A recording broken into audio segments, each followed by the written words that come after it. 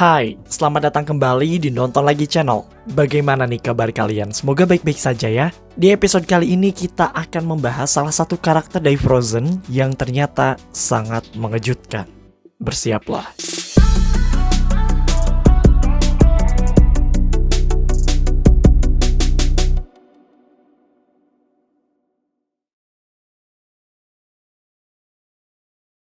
Hingga sekarang, film animasi Frozen masih menjadi salah satu film animasi paling populer di dunia sepanjang masa. Film ini tidak hanya disukai oleh anak-anak, namun orang dewasa sekalipun bisa dengan mudah terobsesi dengan film yang ditulis oleh Jennifer Lee ini. Pesan moral yang cukup bermakna ditambah dengan bumbu komedi disenyalir menjadi salah satu faktor mengapa banyak orang menyukai Frozen. Faktor lainnya mungkin karena ceritanya yang ringan dan berbagai macam karakter yang memorable menjadikan film ini sebagai tontonan yang pas untuk keluarga. Ngomongin tentang karakter, setiap karakter yang ada dalam Frozen itu emang punya ciri khasnya sendiri ya. Queen Elsa punya kekuatan es, Princess Anna yang peduli dan berani melakukan apapun demi family, Hans si pangeran jahat yang gila harta dan tahta, hingga Kristoff seorang petani es yatim piatu. Tunggu deh, kalian nyadar gak sih? Kita nggak pernah dikasih tahu tentang orang tuanya Kristoff. Seperti yang kita ketahui, Disney memang menyukai parents issue dalam setiap animasinya dan mungkin orang tua Kristoff termasuk salah satunya. Baik dalam film pertama maupun yang kedua, kita nggak pernah dikasih tahu di mana orang tua Kristoff atau setidaknya apa yang terjadi pada mereka. Begitupun dalam Disney Wiki Fandom, tidak ada data yang menjadi petunjuk keluarga Kristoff. Di sana hanya dituliskan bahwa Kristoff adalah yatim piatu dan dibesarkan oleh koloni trolls. Tapi, apakah benar seperti itu? Rupanya fan teoris memiliki teorinya sendiri dan berhasil mengungkap siapa Kristoff sebenarnya. Di pembahasan kali ini, kita juga akan membicarakan teori-teori lain yang berhubungan dengan Kristoff. Mungkin ini akan menjadi teori tergelap dari film Frozen yang pernah kamu dengar. So, sebelum masuk ke teorinya, seperti biasa, jangan lupa untuk like, share, dan komen jika kalian suka video ini. Tekan tombol subscribe dan aktifkan notifikasi loncengnya supaya kalian tidak pernah ketinggalan video-video terbaru dari kami. Dan sebagai bentuk dukungan kalian terhadap berkembangnya channel ini. Oke, ini dia teori gelap Disney Pixar episode spesial Kristoff. Don't let the frost bite.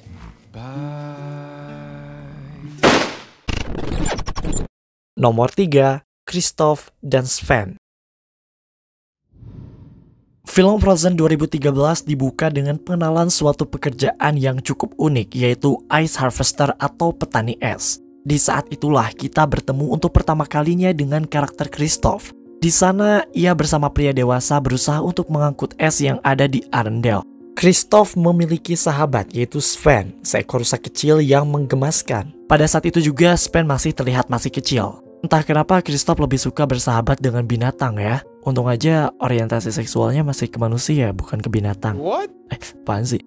Sebuah teori muncul yang mengatakan bahwa alasan mengapa Kristoff selalu ditemani oleh Sven karena orang tua Sven telah mati. Diburu oleh para petani es itu. Ini merupakan kasus serupa yang terjadi dalam film animasi Disney tahun 1942 berjudul Bambi. Dalam animasi tersebut, Bambi akhirnya harus berpisah dengan ibunya karena ia mati ditembak oleh para pemburu. Dalam film Frozen, pemburu tersebut merupakan para petani es. Hal ini dirasa cukup masuk akal karena jika kita melihat pakaian yang mereka kenakan adalah jaket berbulu yang kemungkinan besar terbuat dari kulit dan bulu rusa. Nah, mari kita masuk ke bagian tergelap dari teori ini. Seorang Reddit user bernama SuperCloud1 menjelaskan bahwa para petani es memburu rusa sepertinya adalah hal biasa. Namun, ada yang menarik akan hal ini dan ini berkaitan dengan persahabatan antara Kristoff dan Sven. SuperCloud1 mengatakan bahwa alasan mengapa Sven selalu ingin dekat dengan Kristoff karena Kristoff memakai jaket yang berasal dari tubuh ibunya Sven yang telah mati. Jadi sebenarnya ketika bersama Kristoff, Sven merasa bersama ibunya karena ia bisa mencium bau ibunya itu lewat jaket yang dipakai oleh Kristoff. Padahal ibunya udah meninggal yang kemungkinan besar diburu oleh para petani es. Dan kulitnya dijadikan jaket. Jaket tersebut kemudian diberikan kepada Kristoff dan menjadikan Sven sebagai peliharaannya. Sekali lagi, teori ini menjelaskan mengapa Sven memiliki perilaku aneh dan begitu dekat dengan Kristoff, karena mungkin ketika berada di dekatnya, Sven mengingat kembali kenangan-kenangan indah ketika bersama ibunya. Jika kita melihat Disney Wiki Fandom, Kristoff merupakan bagian dari sebuah suku bernama suku Sami. Ternyata, suku Sami itu emang beneran ada loh guys, tepatnya mereka bertempat tinggal salah satunya di Norwegia, tempat yang menjadi inspirasi penggambaran Arendelle. Dan ternyata lagi, memang benar, suku Sami tradisional mengenakan pakaian atau jaket bernama gakti, di mana gakti tersebut biasanya terbuat dari kulit rusa. Wah, kasihan juga ya si Sven. Selama ini ternyata ia mengira bersama ibunya, padahal bersama bagian dari orang yang telah membunuh ibunya. Aduh, pelajaran apa yang bisa kita ambil dari teori ini? Ya, betul. Jika kalian ingin bersahabat dengan rusa, bunuh saja induknya dan ambillah kulitnya untuk dijadikan jaket yang harus kamu kenakan setiap saat. Just what Kristoff did.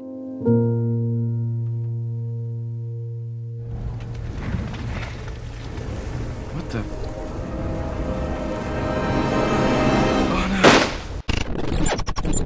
Nomor 2, Kristoff and the Snow Queen. Sekali lagi, orang tua Disney selalu bermasalah dan tidak ada alasan khusus mengapa Disney selalu melakukan hal ini di setiap film animasinya.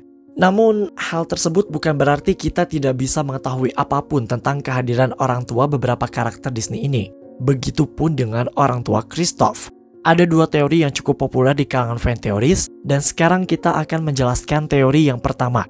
Teori ini berhubungan dengan buku yang menjadi inspirasi pembuatan film Frozen, yaitu buku The Snow Queen karya Hans Christian Andersen. Buku ini pertama kali terbit di Denmark pada 21 Desember 1844 dalam New Fairy Tales First Volume Second Collection. Dalam sebuah wawancara yang mempertemukan antara Jennifer Lee, Chris Buck, dan produser Peter Del Vecchio, mereka sedikit memberikan bocoran mengenai Kristoff. Katanya, Kristoff ini memang yatim piatu, mengindikasikan bahwa orang tuanya itu meninggal atau meninggalkannya. Dia itu anak yang liar, maksudnya emang bisa kemana aja, dan dia bisa berasal dari panti asuhan manapun. Dari penjelasan ini, banyak orang yang bilang kisahnya ini mirip sama Flynn Rider dari Tangled, dan mungkin emang ada hubungannya. Tapi ya, kita nggak bakal bahas hubungan antara Kristoff dan Flynn. Antara The Snow Queen dan Frozen itu memiliki cerita yang cukup berbeda. Dalam buku The Snow Queen-nya sendiri itu digambarkan sebagai sosok yang jahat. Dan ini berbanding terbalik dengan yang ada dalam Frozen, di mana Elsa justru menjadi pahlawannya. Buku The Snow Queen sendiri menceritakan tentang dua sahabat, yaitu Kai dan Gerda. Kai diceritakan sebagai seorang anak laki-laki miskin yang hatinya membeku dan diambil oleh The Snow Queen. Sedangkan Gerda adalah anak perempuan pemberani yang melakukan perjalanan untuk mencari Kai. Dalam melaksanakan misinya tersebut, Gerda dibantu oleh seorang anak perempuan lainnya yang bisa berbicara dengan binatang, khususnya rusa.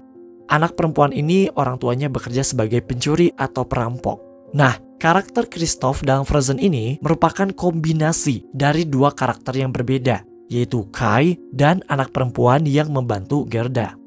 Dari data tersebut, kita mendapatkan beberapa informasi. Yang pertama, Kristoff memang terlahir sebagai anak yang miskin. Tidak hanya dalam buku, dalam film Frozen pun dia tampak seperti orang yang tidak memiliki rumah. Mungkin kalian ingat scene ketika Kristoff berada di Wandering Oaken's Trading Post and Sauna. Dia tidak bisa membeli keperluannya dan tidur di tempat yang entah milik siapa itu. Melihat dia miskin seperti itu, ya tidak dapat dipungkiri bahwa orang tuanya juga miskin juga kayaknya. Menurut fan teoris, ayahnya Kristoff kemungkinan besar bekerja sebagai ice harvester juga. Kita tahu bahwa pekerjaan seperti itu adalah pekerjaan musiman yang hanya terjadi pada musim dingin saja ketika salju turun. Otomatis, pendapatan mereka juga tergantung pada cuaca. Dalam film Frozen sendiri, Anna pernah mengatakan bahwa usaha es seperti itu merupakan usaha yang sulit meskipun di tengah musim dingin. Lalu, dengan cara apa orang tua Kristoff harus bertahan? Jika kita mengingat kembali inspirasi karakter Kristoff yang merupakan kombinasi dua karakter tadi, Kai si miskin dan anak perempuan tadi, maka bisa dipastikan ketika mereka tidak menjual es, orang tua Kristoff bekerja sebagai pencuri atau perampok. Hal ini didasarkan pada karakter anak perempuan tadi yang ada dalam buku The Snow Queen.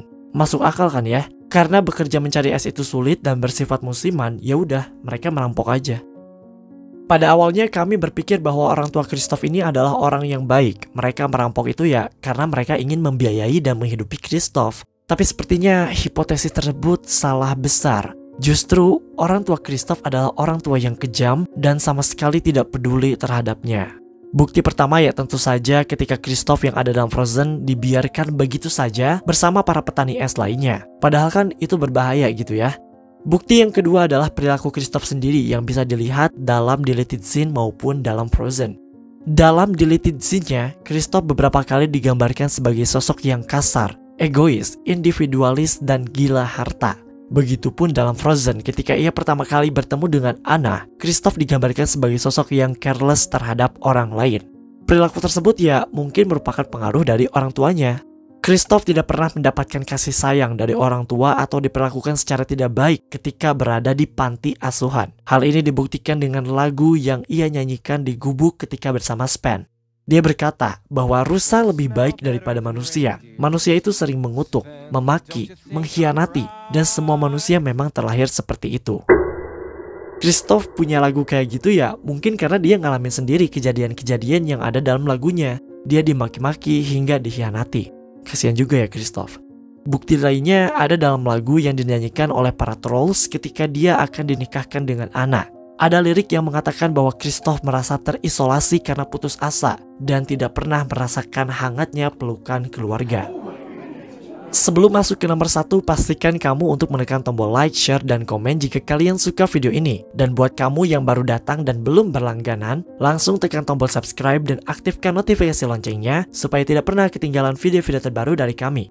Mari terhubung lebih dekat dengan cara follow kami di Instagram di @nontonlagi untuk terhubung lebih dekat. Dan jangan lupa, Creepy Crime Case kini hadir di Nonton Lagi Podcast hanya di Spotify.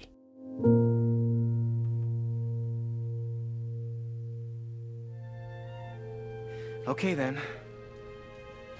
Meet my family. Hey guys. Nomor 1, Christoph dan suku Sami. Dalam teori gelap Disney Pixar Part 15 yang menjelaskan villain utama dari Frozen adalah The Trolls, kami sempat menyinggung alasan mengapa Christoph sendirian di antara para Ice Harvester. Hal itu disebabkan karena The Trolls menghapus ingatan atau memori orang tua Christoph ketika salah satu Trolls ingin mengadopsinya. Buat kalian yang ingin menonton videonya, langsung aja klik link yang ada di bawah. Nah, kali ini kita akan membicarakan kemungkinan atau teori lain mengapa Christoph sendirian di usianya yang masih kecil. Jennifer Lee selaku penulis dan salah satu sutradara mengonfirmasi bahwa Christoph berasal dari suku Sami. Suku Sami sendiri merupakan suku asli atau penduduk asli Skandinavia. Suku Sami ini sudah ada sejak ribuan tahun lalu, maka tidak heran jika mereka memiliki kebudayaan, agama, industri, dan kegiatan lainnya, seperti memancing, membuat jebakan binatang, dan tentu saja menggembala rusa. Faktanya adalah kegiatan menggembala rusa merupakan salah satu kegiatan yang paling dikenal dari suku Sami.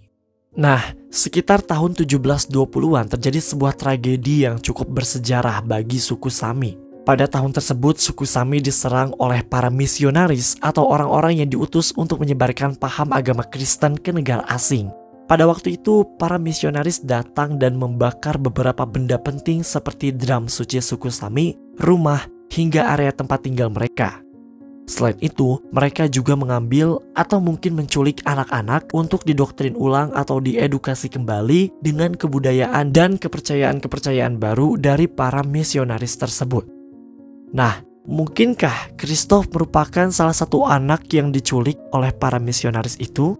Hal ini mungkin saja benar jika kita mengingat kembali lagu yang selalu dinyanyikan oleh Christoph tentang kejamnya perlakuan orang-orang padanya. Mungkin orang-orang yang dimaksud adalah para misionaris yang berusaha untuk menjajalinya dengan kebudayaan baru yang tidak bisa ia terima. Satu fakta lainnya adalah lagu yang menjadi pembukaan dari film Frozen. Lagu tersebut ternyata merupakan lagu tradisional orang-orang Sami. Namun kemudian lagu tersebut dipotong dengan lagu para petani es yang sedang mengambil es. Pada saat yang bersamaan, Christoph ada di sana, sendirian berusaha untuk mengambil es seperti pria lainnya. Ingat, mengambil es di danau bukan termasuk kebudayaan mereka. Namun di sini Christoph ikut mengambil es. Ini mungkin saja mengindikasikan bahwa Christoph merupakan salah satu anak yang diculik oleh para misionaris. Lalu, apa yang terjadi dengan orang tuanya? mungkin saja meninggal ketika proses pembakaran beberapa lokasi yang dilakukan oleh para misionaris tersebut. Aduh, kasihan banget ya Christoph.